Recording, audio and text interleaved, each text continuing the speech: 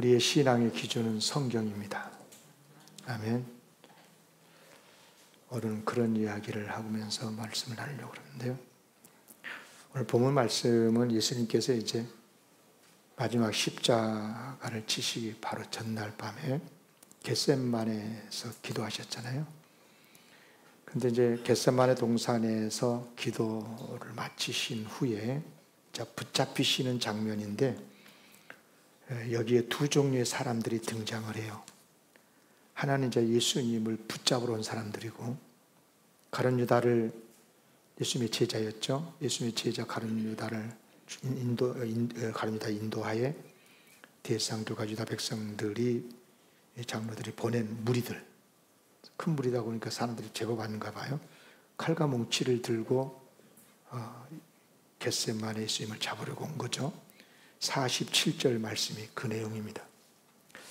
그리고 이제 49절에 보면 가룟 유다가 이미 그들과 약속한 대로 내가 누가 예수인지 내가 입을 맞출 테니까 그 예수를 잡으라, 그렇게 약속을 하고 약속대로 예수께 나와서 랍비여 안녕하시옵니까, 그렇게 사인을 주잖아요.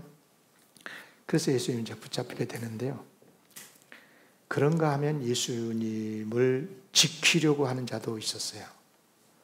예수님이 이제 예수님을 붙잡으려고 하니까 51절에 보면 예수와 함께 있던 자 중에 하나가 손을 펴서 칼을 빼어 대상에 종을 쳐서 그 길을 떨어뜨렸다 그랬어요. 근데 요한복음 18장 10절에 보면 그 사람이 바로 시몬 베드로라는 것을 알 수가 있어요. 시몬 베드로가 칼을 가졌고요, 칼을 빼어서 대상에 종을 쳤는데 오른쪽 귀를 베어버렸다 하잖아요. 그리고 그 대상의 종은 말고예요. 이제 여기서 주목할 것은 뭐냐면 이때 예수님의 반응인데요. 참으로 예수님의 반응이 뜻밖이에요. 우리 같으면 당연히 베드로를 칭찬해야 될 거예요. 고맙다. 네가 나를 지키려고 그렇게 칼을 빼들고 해주니까 참 고맙다. 그런데 놀랍게도 예수님께서는 베드로를 꾸짖으셨어요. 52절 53절에 보면 예수께서 이르시되 칼을 도로 칼집에 꽂으라. 칼을 가지는 자는 다 칼로 망한다 그러면서 너는 내가 내 아버지께 기도해서 지금 당장 12군단 더 되는 천사를 보내시게 할 수 없는 줄로 아냐. 무슨 말씀이에요? 내가 지금 힘이 없어서 붙잡힌 게 아니라는 거예요. 당장이라도 하늘에 12군단 이상의 천사를 동원해서 저들을 진압할 수 있는 능력이 예수님에게 있지만 하지 않으신다는 거잖아요. 참고로요, 여기서 제가 빨간 글씨를 쳐놓은 이유가 있어요. 근데 잠깐 그냥 보너스로 신천지 이야기를 좀 할게요. 여기 12군단 더 되는 천사라고 그랬잖아요. 이건 우리 가지고 있는 성경은 개정판 성경, 개정개혁판이거든요. 이게. 근데 앞에 우리가 썼던 성경은 개정판 성경이었어요. 근데 개혁판 성경에 보면 12군단이 군단이라고 안 돼 있고 영이라고 됐어요. 12영. 여기서 영은 진영, 군영, 군대 용어거든요. 그런데 신천지는 이것을 영이라고 됐다 그래가지고 성령, 영으로 해서 그래서 무식해도 보통 무식이 한 거 아니에요. 영어 성경만 봐도 스피릿으로 되어 있으니까 영인, 스피릿으로 그렇게 된 게 아니라 스피릿으로 그렇게 해석을 한 거예요. 그러니까 영어만 봐도 금방 알 건데 영이 아니에요. 성령이 아니에요. 우리 인간의 영혼이 아니고 영이 아니고 진영, 군단이에요. 그래서 아예 이제 개역 우리 성경 이번에 후에 개정판에서는 개역 개정판에서는 아예 군단이라고 그렇게 해석해 놓은 거예요. 그래서 12군단 더 되는 천사 이렇게 해석을 했는데요. 번역을 했는데요. 그래서 재미있는 것은 지금도요. 신천지는 이 개역 개정판을 안 써요. 옛날 개정판 성경만 읽고 이 개역 개정판은 마귀가 역사해가지고 번역됐다 그래가지고 안 써요. 웃기죠. 그냥 보너스로 생각나서 말씀을 드린 거고요. 아무튼 무슨 말씀이냐면 예수님께서는 베드로를 만류하셨다는 거잖아요. 만류하셨어요. 그럼 왜 만류하셨을까요? 그것은 예수님을 향한 베드로의 그 충성, 태도, 자세 이런 것을 나무라기는 했지만 그것보다 더 중요한 게 있다는 거예요. 예수님의 안위보다도 예수님을 지키는 것보다 더 중요한 게 있다. 그게 뭐예요? 자, 54절 다 같이 읽겠습니다. 시작. 내가 만일 그렇게 하면 이런 일이 있으리라 한 성경이 어떻게 이루어지겠느냐. 이사야 53장 12절, 스가랴 13장 7절 등등에 보면 예수님께서 범죄자 취급을 받아서 그들에게 붙잡힌다는 말씀들이 있거든요. 그런 말씀들이 어떻게 이루어지겠느냐. 그러니까 예수님께서 자기를 붙잡으려고 할 때 칼을 빼어서 말고의 길을 떨어뜨렸던 베드로의 그 충정, 어찌 보면 고마운 일이긴 하지만 그러나 예수님의 안위보다 목숨보다 베드로의 그런 충성보다 더 중요한 것이 있다는 거예요. 그게 뭐냐? 따라합시다. 성경대로 이루어지는 것. 다 같이 따라하겠습니다. 오직 성경을 이루는 신앙. 여러분, 우리가 신앙생활할 때 기준이 나의 안위나 내 생명, 나의 복, 나의 형통 이런 것보다도 우리의 신앙의 기준은 성경을 이루어가는 신앙이 돼야 돼요. 이게 바른 신앙이다 이 말입니다. 여기 오늘 본문 55절, 56절 똑같은 말씀이에요. 그때 예수께서 무리에게 말씀하시되 너희가 강도를 잡는 것 같이 칼몽치를 가지고 나를 잡으러 왔냐. 내가 날마다 성전에 앉아서 가르치셨을 때 너희는 나를 잡지 아니했다. 그러면서 뭐라 그랬냐면 그러나 지금 너희들이 칼몽치 들고 나를 잡으려고 온 것은 다 선지자의 글, 구약 성경이잖아요. 구약 성경 말씀을 이루려 함이니라. 아멘. 하나님의 뜻이 기록되어 있는, 하나님의 미래에 이루어질 일들이 기록되어 있는 구약 성경이 이루어지도록 하기 위해서 너희들이 계획대로 너희들의 생각대로 나 잡으려고 온 것 같지만 알고 보면 하나님의 역사라는 거예요. 여러분, 세상을 보는 눈, 세상이 되어져가는 일들, 내 삶에서 이루어져가는 일들, 되어져가는 일들을 볼 때, 해석을 할 때 하나님의 말씀으로 나를 해석할 수 있어야 돼요. 저는 그렇게 생각을 해요. 신앙생활을 어떻게 하는 겁니까? 어떻게 하는 게 잘하는 겁니까? 신앙생활은 어떻게 하는 거냐면요, 하나님의 말씀을 가지고 나를 해석할 수 있어야 돼요.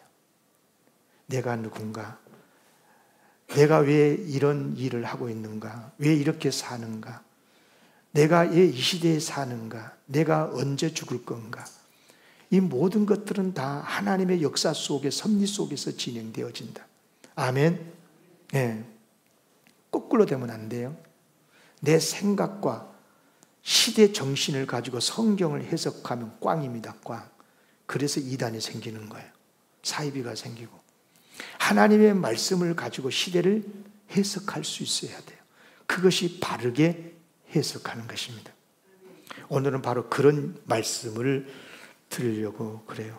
여러분 생각해 보세요. 만약에 말입니다, 베드로가 가로막아서 그래서 예수님께서 십자가를 지지 못하게 되었다면, 예수님께서 12군단도 더 되는 천사를 동원해서 그들을 물리치고 십자가를 안 지시게 된다면 어떻게 되는 거예요? 일찍이 선지자들을 통해서 구약에 기록된 십자가를 지심으로 인류를 구원하시기 오신 메시아의 십자가 부활을 예언해 놓은 그 말씀은 다 뭐가 되는 거예요? 다 엉터리가 되고 거짓말이 되는 것 아니겠어요? 그래서 예수님께서는 충분히 그들을 제압할 수 있었음에도 불구하고 순순히 응하셨다 하는 겁니다. 이것을 고린도전서 15장 3, 4절에 잘 설명을 해놨어요. 다 같이 읽읍시다. 시작. 내가 받은 것을 먼저 너희에게 전하였노니 이는 성경대로 그리스도께서 우리 죄를 위하여 죽으시고 장사 지난 바 되셨다가 성경대로 사흘 만에 다시 산. 이 말이 무슨 말이냐면 바울이 고린도 교회에 복음을 전했는데 복음의 내용은 예수님의 십자가 부활이었었어요. 예수님이 우리 죄를 위해서 죽으셨다. 예수를 믿어야 구원받는다. 예수님이 죽었다가 사셨다. 그 부활의 첫 열매 안에서 우리도 영원히 부활하고 영생을 누릴 거다. 그런데 더 중요한 것은 성경대로 되었다는 거예요. 매우 중요한 말씀이에요. 성경대로. 구약에서 예언한 대로 그렇게 진행이 되었다 하는 거예요. 여러분, 예수님께서 십자가에 죽으시고 부활하신 것만 구약에서 예언된 게 아니에요. 예수님의 생애 그 전체가 다 구약 성경에서 예언된 대로의 성취라는 것을 아셔야 돼요. 성경대로 성취되었다. 이걸 여러분에게 알아보기 쉽게 오늘은 좀 강의하듯이 설교할게요. 여러분, 첫째, 예수님의 생애를 보세요. 예수님이 동정녀 처녀였었던 마리아의 몸에서 잉태하고 태어났죠. 성령 잉태해가지고. 이거 그렇게 하려고 된 게 아니에요. 성경이 예언되어 있어요. 이사야 7장 14절. 주께서 친히 징조를 너희에게 주실 것이라. 보라, 처녀가 잉태하여 아들을 낳을 것이 그의 이름을 임마누엘. 그래서 예수님의 이름이 임마누엘. 예. 처녀의 몸에서 잉태됐단 말이에요. 어떻게 처녀가 잉태를 합니까? 남자도 없이. 성령의 역사, 하나님의 역사, 죄가 없으신 예수님을 증거하기 위한 하나님의 계획이 기록된 대로 그렇게 예수님이 태어나셨다는 거예요.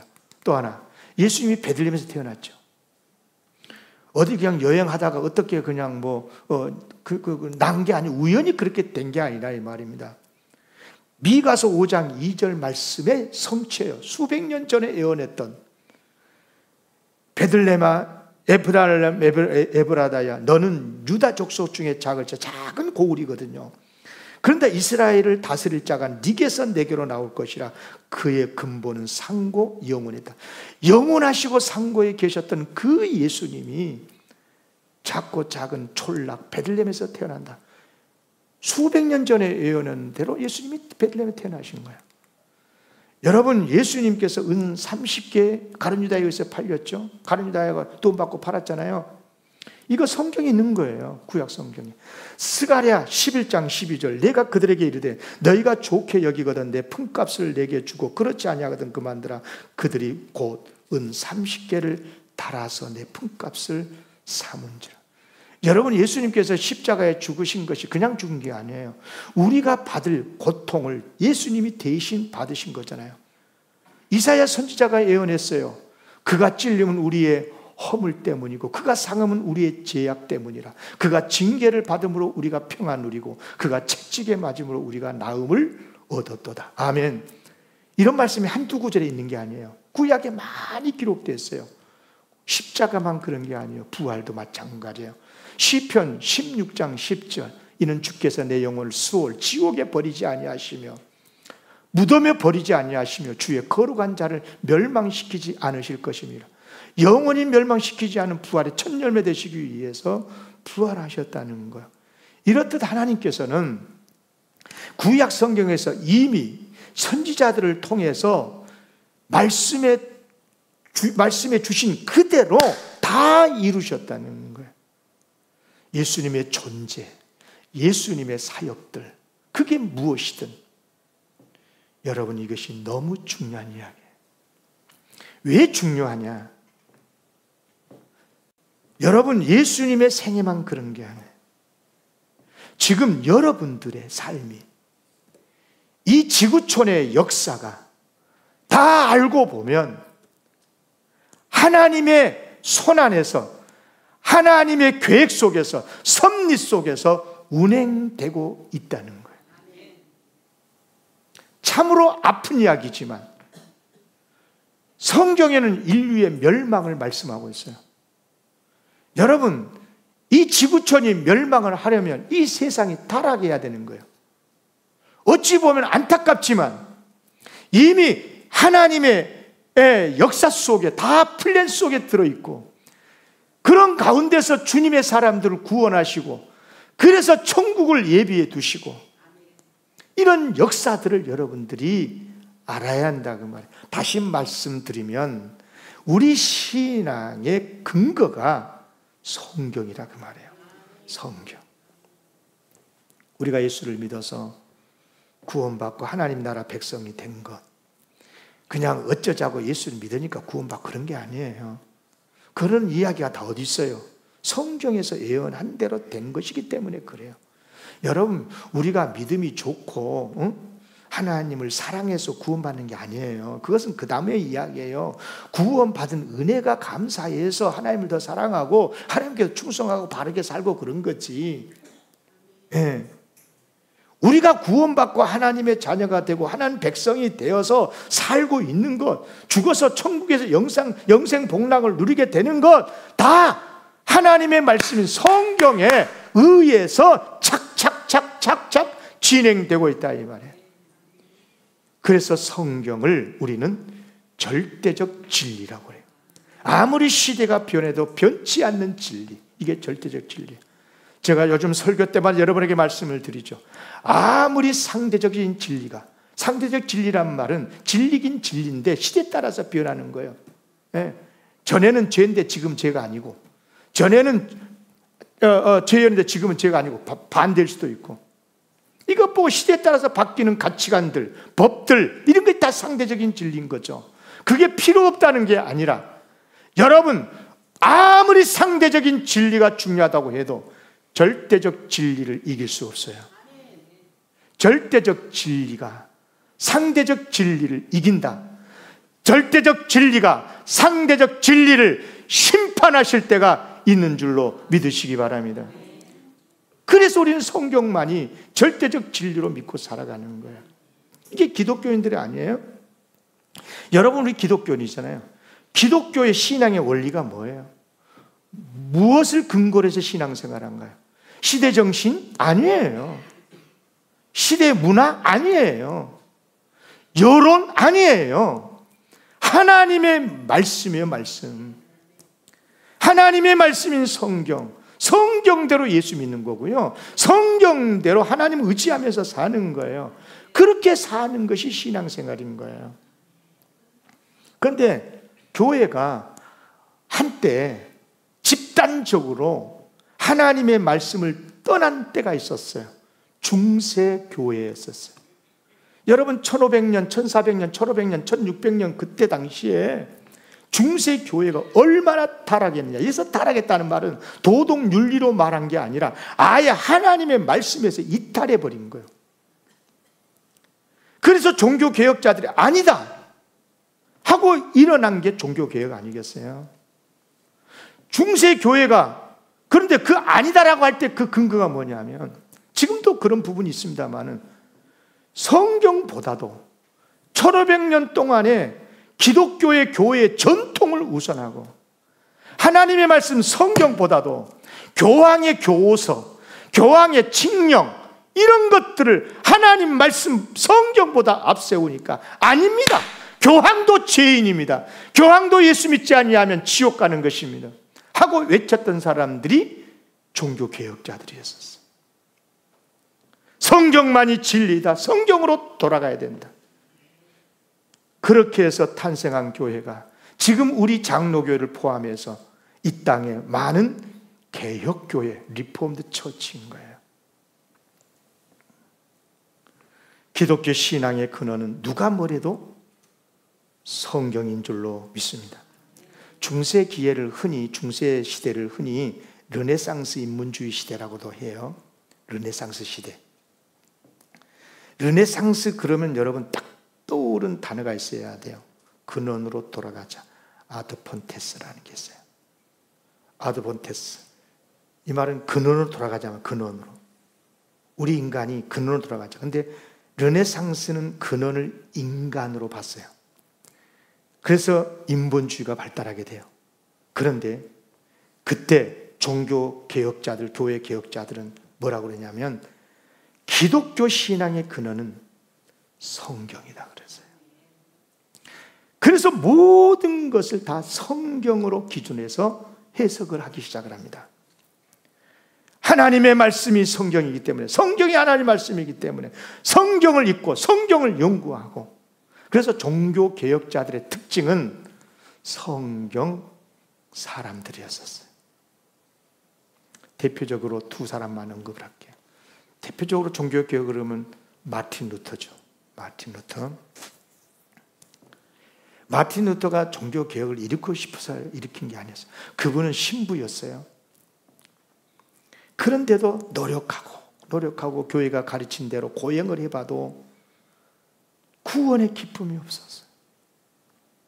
하나님이 두렵고 죄 때문에 괴롭고. 그래서 여기 사진 보세요. 이탈리아 로마에 가면 아테라노라고 하는 대성당이 있어요. 저도 가봤는데요. 이 아테라노 대성당이 가면 그 옆에 오른쪽에 스칼라 상타라 그래가지고 28개의 계단이 쭉 이렇게 있어요. 28개의 계단이 있어요. 지금 그 순례자들이 무릎으로 지금 이제 기어 올라가고 있잖아요. 그런데 마틴 루터가 그런 거예요. 마틴 루터가 라틴어 주기도문을 외우면서 무릎으로 오르고 내리고 피가 나고. 그런데 이 계단이요, 이 스칼라 산타라는 이 계단이 원래 이제 예수님이 빌라도에게 재판받을 때 서 계셨던 그 돌로 만들어진 계단이라고 해요. 그 콘스탄틴 대제가 그 어머니죠, 헬레나가 326년에 로마 성당을 지으면서 로마 교회에 이제 로마가 기독교 국가가 되면서 그 돌을 가져와 가지고 옮겼다고 그러는데, 아무튼 마틴 루터는 이런 고행을 했어요. 그래도 구원의 기쁨이 없었어요. 그때 유명한 신앙의 스승을 만나요. 어거스틴 수도원이라고 유명한데 그 원장이셨던 존 스타우피츠라고 하는 분에게 권고를 받아요. 성경을 읽어라.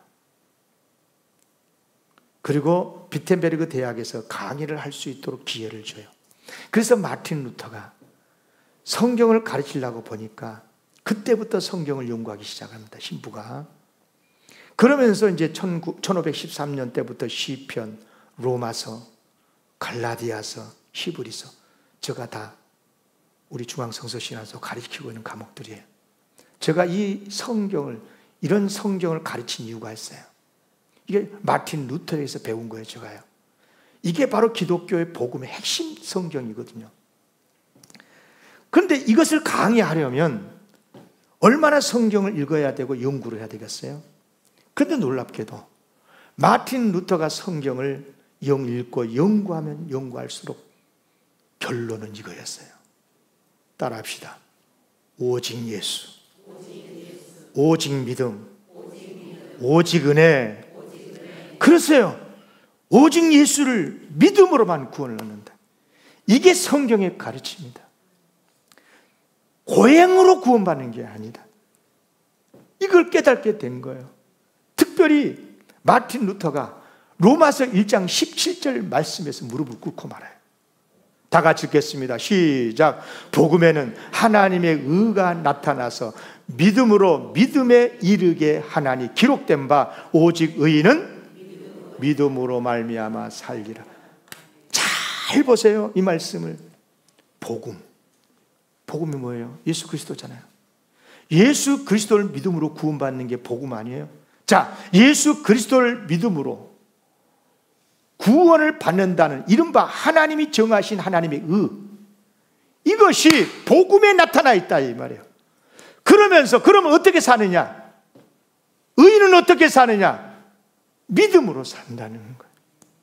예수 그리스도를 믿음으로 나 같은 죄를 구원해 주신 그 하나님의 은혜에 감동되어서 살아가는 삶이 신앙생활이라는 거예요. 아멘. 여러분, 믿음으로 시작했다가 율법으로 끝난 사람들이 많습니다.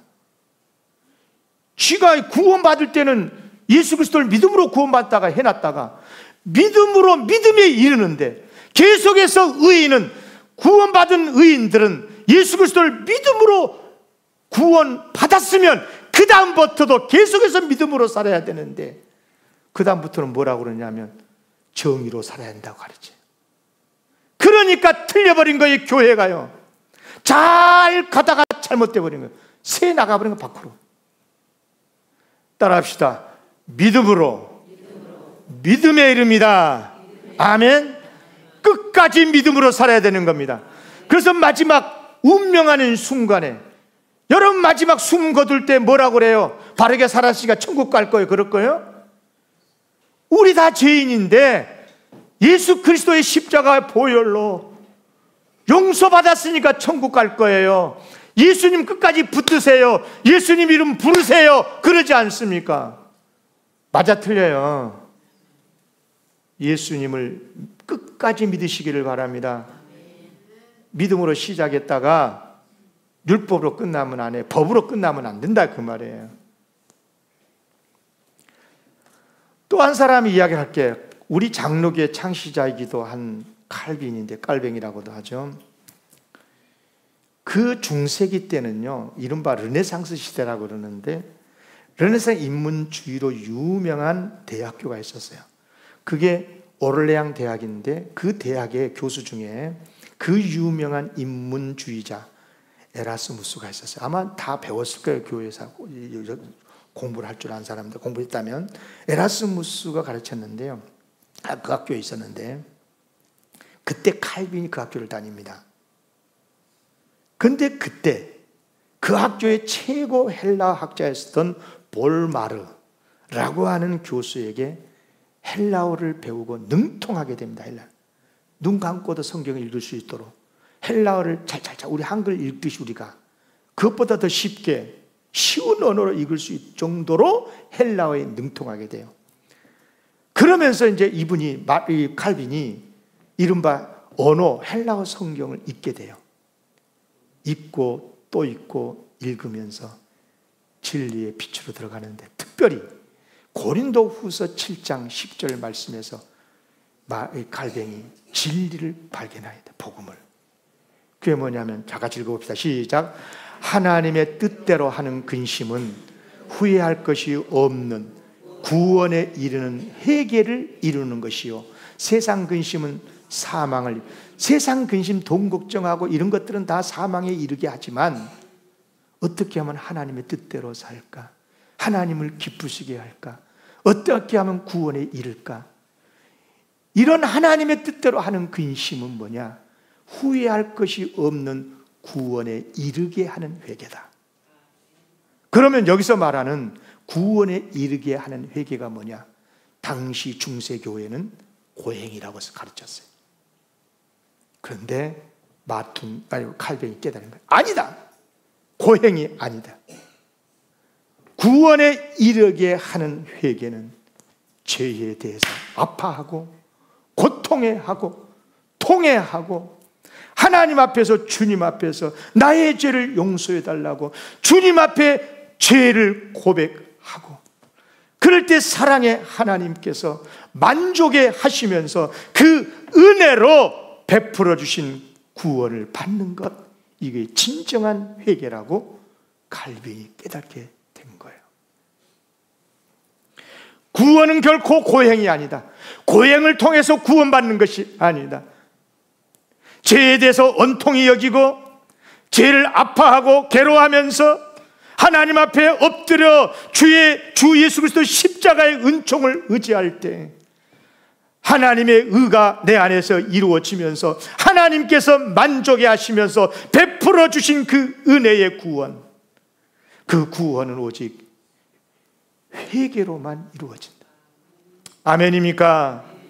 여기서 중요한 것은 이런 모든 하나님의 의의 원리가, 구원의 원리가 다 따라합시다. 성경에 있다. 성경에서 이루어진다. 아멘.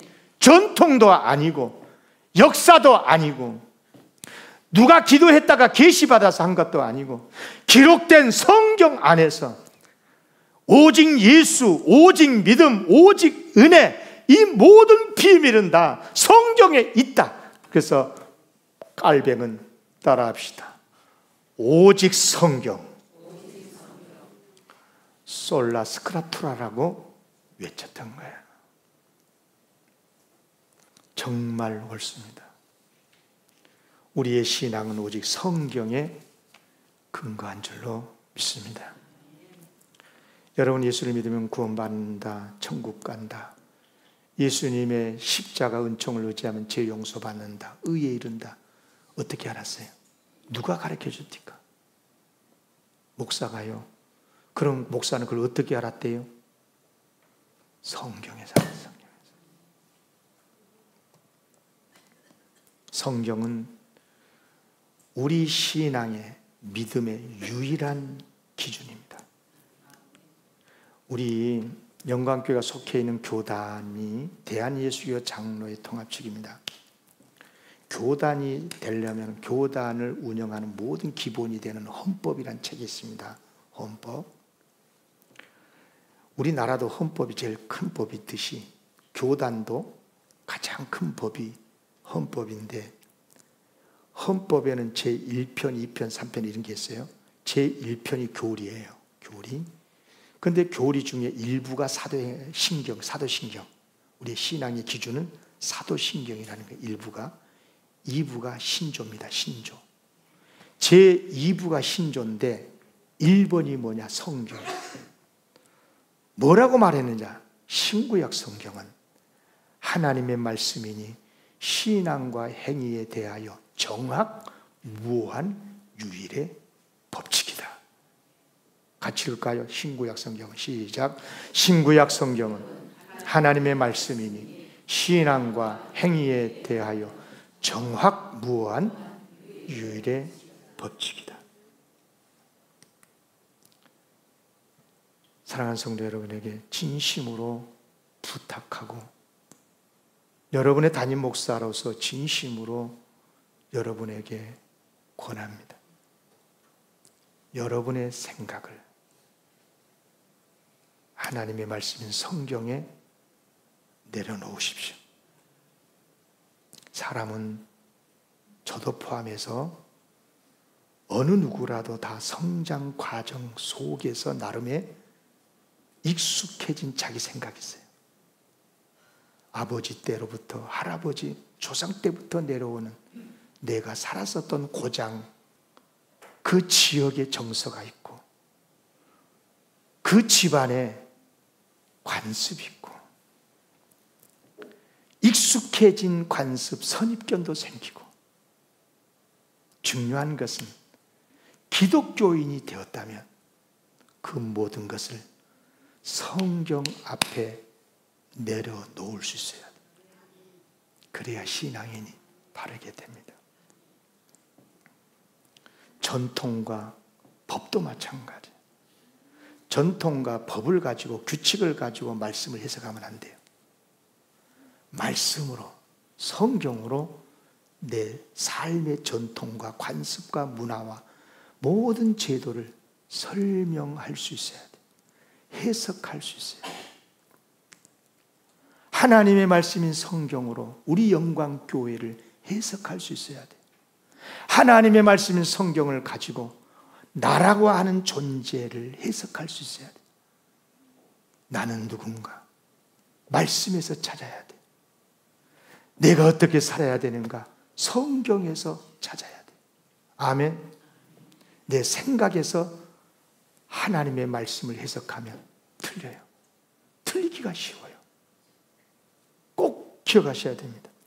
그런데 여러분, 이게 절대로 쉽지 않습니다. 얼마나 어려우냐. 성령의 역사가 아니면 안 돼요. 예수를 성령의 역사가 하면 믿을 수 없는 것처럼 수백 년, 수천 년 동안, 수십 년 동안 내가 배워서 이런저런 영향으로 익숙해져 있는 나의 이념, 나의 가치관, 나의 생각 바뀔 수 있습니까? 못 바뀌어요. 성령의 역사가 아니면 안 돼. 우리나라에 처음에 기독교 복음이 들어왔을 때 우리나라는 조선이 망하는 시대였었어요. 나라는 망하지만 500년 조선 역사 속에 있었던 우리나라의 독특한 문화가 있었어요. 제사를 포함해서 상민, 양반, 뭐 그런 계층도 있고 등등, 뭐 남녀는 뭐 두 말할 것도 차별이 심했고, 그런 많은 그런 관습 때문에 기독교가 처음 들어왔었을 때 굉장히 경직되었었어요. 그런데 한국 교회가 어떻게 부흥한 줄 아십니까? 그런 분들이 양반이 됐든 누가 됐든 간에 교회에 딱 들어오는 순간부터 하나님의 말씀인 성경에 다 내려놨기 때문에 가능했어요. 이야기 안 하고 마칠게요. 전북 김제에 가면 금산교회가 있습니다. 여기 가보신 분들 많이 계실 거예요. 지금 옛날 그 예배당을 그대로, 기역자 예배당인데 한쪽은 여자 앉고 한쪽은 남자 앉고 그렇게 딱 돼 있는 교회당이 지금도 있어요. 그런데 이 금산교회가 유명한 이유는 여러 가지 이유가 있지만 유산적으로도 건물도 좀 문화재거든요. 그런데 유명한 것은 이 오른쪽에 두 인물 중에 위에 조덕삼 장로님 때문에 유명합니다. 이 조덕삼이라고 하는 이분은 당시 김제에서 가장 갑부였대요. 그런데 미국 장로교 선교사, 데이트 선교사에 의해서 전도를 받고 교회를 다니면 되는데, 교회를 다닐 때 혼자 다니기가 민망해서 자기 집에서 머슴살이 하고 있는 이 자익을 데리고 교회를 다닙니다.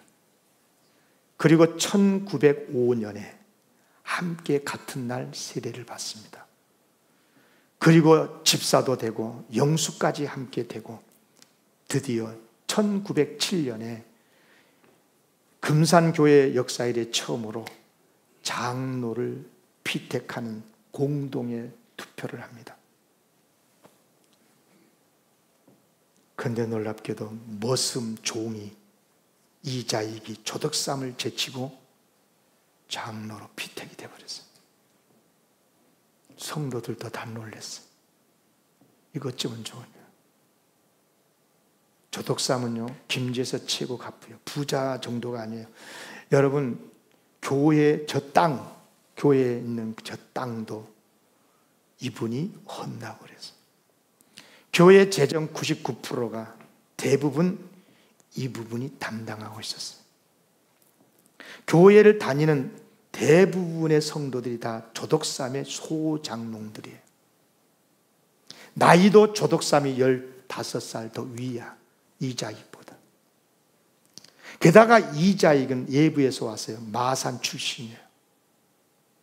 17살 때부터 조덕삼의 집에 와가지고 머슴살이 하다가 조덕삼 주인 어른의 따뜻한 도움으로 지금의 아내를 맞아서 자식 낳고 살고 있어요. 이자익이. 그러니까 처음부터 끝까지 교회로 보나 이자익으로 보나 조덕삼은 은인 중에 은인이에요. 그런데 선거 결과가 이자익이 되어버렸어요. 난리가 났어요. 교회 일이 아니고 마을 일이 된 거예요. 지역사회의 문제가 된 거죠. 조덕삼이 조용히 예배 시간에 목사님에게 부탁해서 앞에 서서 나왔습니다. 제가 그대로 읽을게요. 우리 금산교회는 정말 훌륭한 일을 했습니다. 이자익 영수는 저보다 신앙의 열의가 대단하십니다. 저는 하나님의 뜻을 받들어 이자익 장로님을 잘 섬길 것이고 잘 받들어 더욱 교회를 잘 섬기도록 하겠습니다. 그러면 그 후에 어떻게 됐을까요? 조덕 삼은 2년 후에 장로님이 되십니다. 그리고 이자익을 평양신학교로 보내서 일체 경비 다 부담하고 공부를 시키고, 그 다음이 더 중요해요. 이자익 목사님을 금산교회 담임 목사님으로 청빙해서 자기가 장로로서 평생을 섬깁니다. 그렇습니다. 그 시대에 신분 차이가 엄연히 존재했던 그 관습을 깨고 그것을 다 이겨낼 수 있었던 것, 그것은 조덕삼 장로님이 자기의 모든 생각을 성경 앞에 내려놨기 때문에 가능한 거예요. 이자익 목사님 나중에요, 신사참배 등등 다 거부하고 총회장을 유일하게 우리 교단 장로교회 역사 이래 3번 총회장이 됐었어요.